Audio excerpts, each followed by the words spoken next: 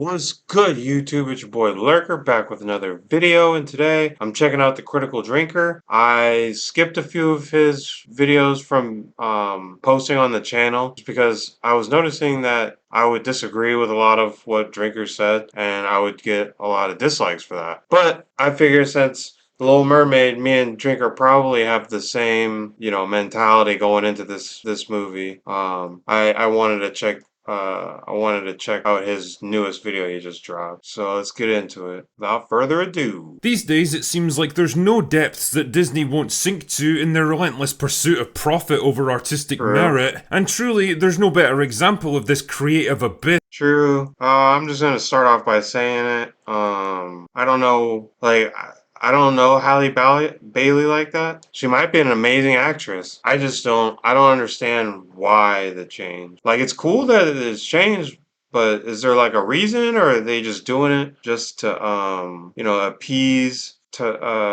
I don't know. Let's just see what he has to say. Than their endless live-action remakes of their most popular animated movies. Basically the entertainment equivalent of the pod people from Invasion of the Body Snatchers. Superficially, they might resemble the friends and family you once trusted and cared for, and even emulate some of their mannerisms and behaviours, but behind the pleasing facade, they're something very different. The vital spark, the individuality, the very soul that made them who they were has been brutally erased, leaving behind an empty, emotionless husk of what they once were. Which brings me neatly along to The Little Mermaid, a film dogged by controversy and backlash, saddled with sky-high expectations, and of course, reimagined for modern audiences. It's a film that everyone seems to have an opinion. Hold on, for some reason it's, the playback quality is, let me put it back on auto. Might be because this video just got posted, so my computer can't keep up with the bit rate right now. Cause just a little secret, my computer is actually just a laptop. That's all I have. Breaking news. All right, let's see how it looks now. About, and whose success or failure could mark a sea change in the landscape of modern cinema. But can it really hope to keep its head above water, or will it be dashed on the rocks of failure?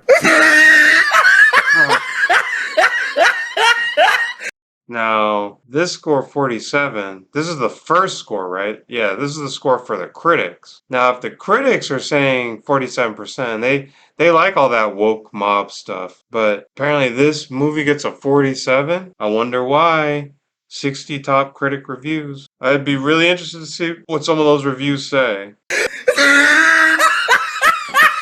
Audience review 56. John in the comments below if you saw the movie. Is the movie out? I didn't even know the movie was out. I guess it's out at the audiences. 56%. It's still an F. 10,000 ratings. I wonder what everybody's saying is wrong with the movie. Let's see what Drinker says.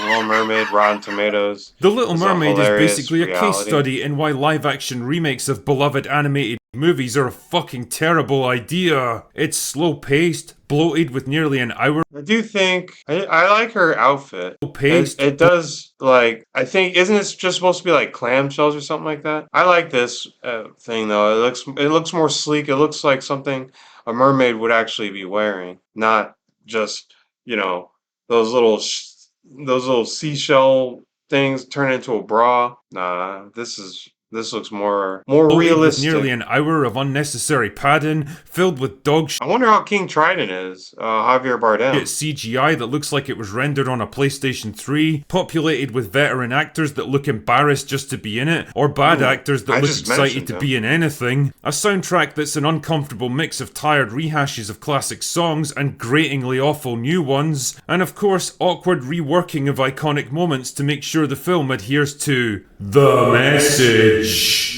In short, The Little Mermaid is just another shitty, soulless, pointless Disney remake whose only real accomplishment will probably be an upsurge in support for the original animated movie. Anyway, what the hell, give me a ship and 50 stout men because we're sailing into dark waters with this one. Now, normally this is where I'd give you a detailed plot breakdown, but that would be kind of a waste of time in this case because if you've seen the 1989 animated movie, then you've basically seen this one too. It's pretty much a beat-for-beat remake of it. So they did The Lion King. That's what they did with The Lion King. They made The Lion King like a one-for-one copy of the original cartoon, and it gets to the point where it's like, well, what's the point of this movie then? Why follow the beat, strictly to the same exact T? But then it ends up being boring because everything that's gonna happen for the most part.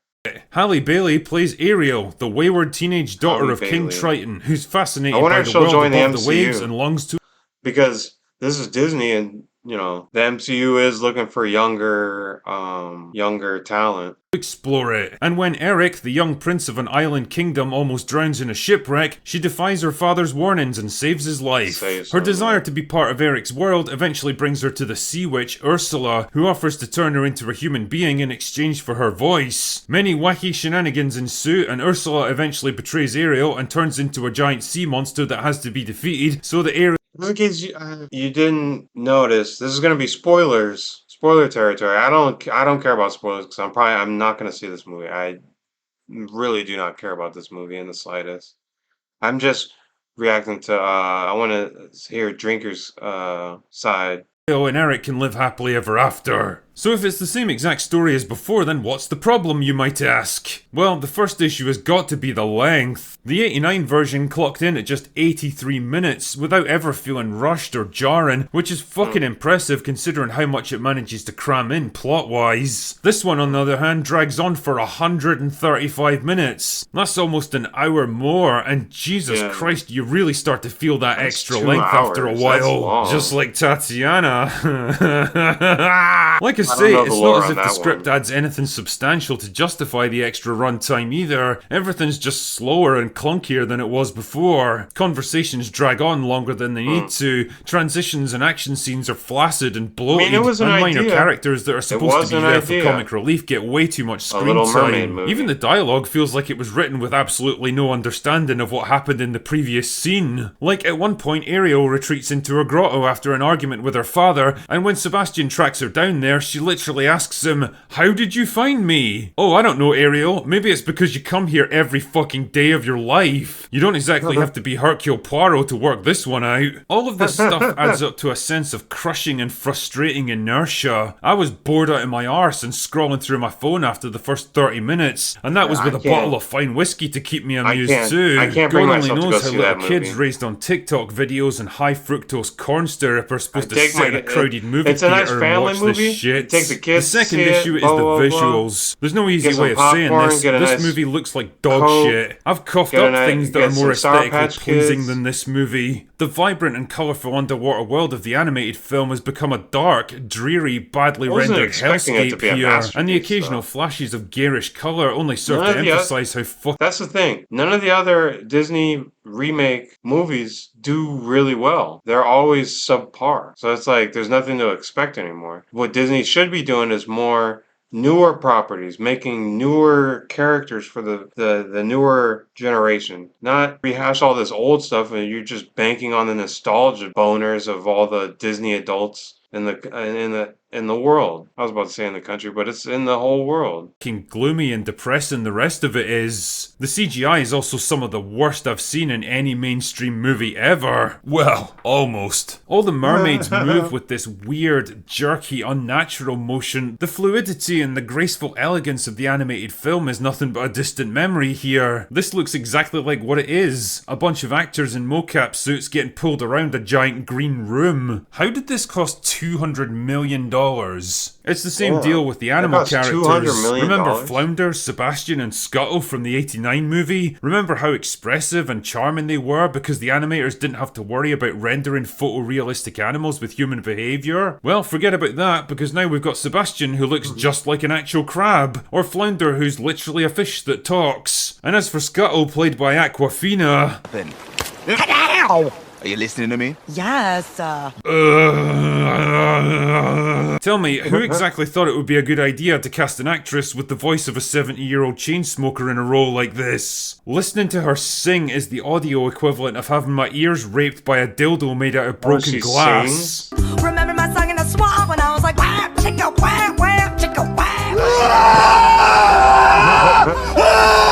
The third third issue is the performances. That was funny, Let's be honest, Halle funny. Bailey was always going to be a controversial choice for Ariel, and I can't shake the feeling it was done to send a message or tick a box rather than make a faithful adaptation of the source material, but whatever. I mean, you can tell that she's a professional singer because she nails all the musical numbers flawlessly, but as for her acting skills, well, she seems happy to be there at least. Prince Eric fits neatly into the mold of soft, meek, placid, ineffectual, and easily dominated modern Disney leading men, carefully constructed so as not to offend or threaten anyone in a modern audience. He's written without an ounce of agency, charisma, or self-confidence, and portrayed exactly the same way by an actor with all the magnetism and screen presence of Warwick Davis in the Willow I don't TV even know show. who that actor Can't have those is. pesky men getting ideas above their stations, eh? Also, I've got to say that the unspecified island kingdom he belongs to is the kind of place that could only possibly spring from the mind of a modern Hollywood writer. Like, the general landscape and climate seem to suggest a vaguely Caribbean location, but most of the people who actually live there are white. The clothing, culture, and general technology levels are roughly in line with 18th century Europe, but the Queen of the Island and Eric's mother is black, and the Prime Minister is Pakistani. What the fuck even is this place? I love how no matter what historical era or location it's meant to be set in, every Disney movie seems to be more diverse than downtown Los Angeles. It's also nice to know that the film carefully obeys the golden rule of modern writing that no woman can ever possibly get rescued by a man. Like, remember in the finale of the 89 movie how Prince Eric bravely took control of the damaged ship and steered the prow right into Ursula's chest just as she was about to kill Ariel, saving her life just like she saved his earlier? Well, those outdated ideas of heroic self-sacrifice have got no place in modern Disney movies, where women are all portrayed as unstoppable, all-conquering badasses, and men just need to step aside and make way for them. So naturally, Ariel takes control of the ship and saves the day instead, despite having absolutely no experience or understanding of sailing ships or how they function.